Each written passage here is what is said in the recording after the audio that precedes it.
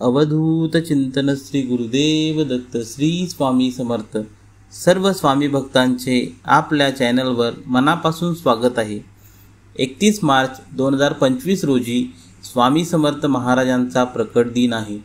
तर 26 एप्रिल 2025 रोजी स्वामी समर्थ महाराजांचा स्मरण दिन आहे।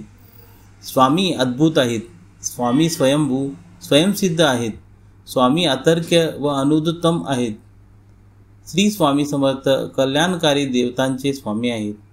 स्वामी अंतर्द्रिय स्मृतिग्रामी म्हणजे स्मरण करताच हाक मारताच भक्तांसाठी अवतीर्ण होणारा साक्षात ईश्वर आहे। स्वामींचे महात्म्य आणि महिमा कालातील आहे।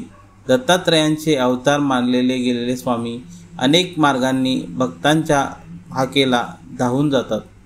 समस्या अडचणी असल्या प्रयत्न करूनही त्यातून बाहेर पडण्याचा मार्ग दिसत नसेल तर स्वामींना मनापासून हाक मारली तर दिलासा मिळतो, अशी भाविकांची श्रद्धा आहे। समस्या संपत नाहीत, अडचणी थांबत नाहीत, संकटातून बाहेर पडण्याचा मार्ग सापडत नाही, कठोर मेहनत आणि परिश्रम घेऊनही काहीच होत नाही, अशी जेव्हा भावावस्था होते तेव्हा स्वामी समर्थ महाराजांना नवस बोलण्याची इच्छा मनातून प्रबळ होते। तुम्हीही स्वामी समर्थ महाराजांना नवस करण्याचा विचार करत आहात का? नेमके काय आणि कसे करावे हे आपण जाणून घेऊया।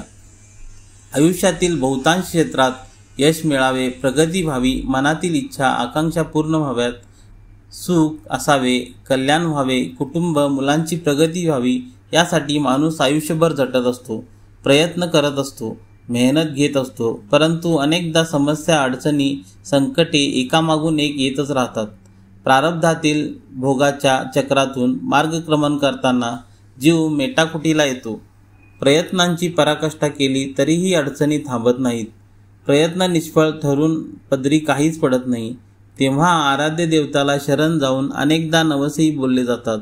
स्वामी समर्थ महाराज मनातील इच्छा लगेच पूर्ण करतात, भक्तांच्या हाकेला धावून जातात, अडचणीतून सोडवतास। भिवू नकोस, मी तुझ्या पाठीशी आहे या आश्वासनाची प्रचिती देतात। स्वामी अशक्यही शक्य करून दाखवतात, अशी अनेकांची श्रद्धा आहे। शेकडो भावी तसे अनुभवी कथन करतात।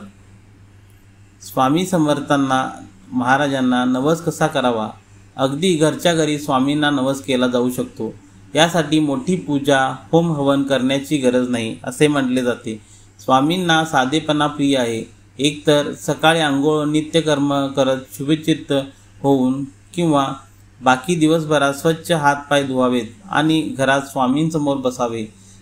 घरातील स्वामींची मूर्ती किंवा फोटो, दिवा, अगरबत्ती लावावा। स्वामींची मनापासून प्रार्थना करा। स्वामींसमोर हात जोडून तुमचे जे काही मागणे आहे ते मागा। संकटे समस्यांची गाराणी मांडा। स्वामींना साकडे घाला। नवस बोलायचा आहे तो बोलून घ्यावा। स्वामींच्या मठात जाऊन नवस बोलू शकता किंवा घरीच नवस बोलू शकता। स्वामींना नवस कसा बोलावा? स्वामींच्या मठात, घरच्या घरी किंवा स्वामींच्या मंदिरात जाऊन नवस केला जाऊ शकतो। नारळ हातात घेऊन स्वामींना तुमची इच्छा सांगा। तुम्ही काय सेवा करणार आहेत याचा उल्लेख करा। नवस पूर्ण झाल्यावर तुम्ही काय करणार आहेत याचा उल्लेख करा। नवस पूर्ण झाल्यावर नारळ नदीमध्ये किंवा वाहत्या पाण्याच्या प्रवाहात विसर्जित करा। यासह स्वामींना प्रार्थना करावी की स्वामी महाराज, हा नवस आहे तो शक्य तितक्या लवकर पूर्ण व्हावा। स्वामींसमोर नतमस्तक व्हा। तसेच जे शक्य आहे ते यथाशक्ती करण्याचा पूर्ण प्रयत्न केला जाईल असा आश्वासित शब्द द्या। स्वामींकडे मागितलेली गोष्ट पूर्ण झाली तर नवस फेडण्याची शक्य असेल तर अक्कलकोटला जाऊन स्वामींचे दर्शन घ्यावे। सर्वात महत्त्वाचे म्हणजे एकदा स्वामींना नवस बोलला आणि तो पूर्ण झाला तर जे काही वचन दिलेले आहे ते पूर्ण अजिबात करायला विसरू नका। स्वामींना केलेला नवस फेडण्याचा विलंब करू नका, अन्यथा अडचणी समस्यांना सामोरे जाऊ लागू शकते। स्वामी दयाळू असले तरी गोष्ट चुकवू नका। नवस पूर्ण झाल्यावर पूर्ण श्रद्धेने शब्द पाळणे आवश्यक आहे। स्वामींना सर्वात जास्त आवडती असणारी गोष्ट म्हणजे सेवा। स्वामी सेवा सुरू ठेवा, नामस्मरण कायम ठेवा। स्वामी चरित्र सारामृत, गुरु लीलामृत, गुरुचरित्र, स्वामींचा तारक मंत्र याचे पठण करावे। नवस पूर्ण होण्यासाठी किती वेळ लागू शकतो हे अनेक घटकांवर अवलंबून आहे असे म्हटले जाते। तुम्ही काय नवस बोलला आहे, किती निष्ठेने आणि श्रद्धेने नवस बोलला आहे, स्वामींवर किती विश्वास ठेवता? स्वकर्मातून स्वामींना प्रसन्न करण्याचा प्रयत्न करता का? इतर लोकांना मदत करता का? सदाचारी आहात का? काही वेळा तुमची इच्छा पूर्ण होण्यासाठी नियतीचा योग्य वेळ येणे आवश्यक असते. केवळ नवस बोलून भागणार नाही, प्रयत्नांची पराकाष्ठा करायला हवी. तुमच्या प्रयत्नांना, कृतींना स्वामीबळ गुरुकृपेची साथ लाभू शकेल. स्वामींवर निष्ठा आणि श्रद्धा कधीही गमावू नका. स्वामींवर विश्वास ठेवा आणि सतत नामस्मरण करत राहा.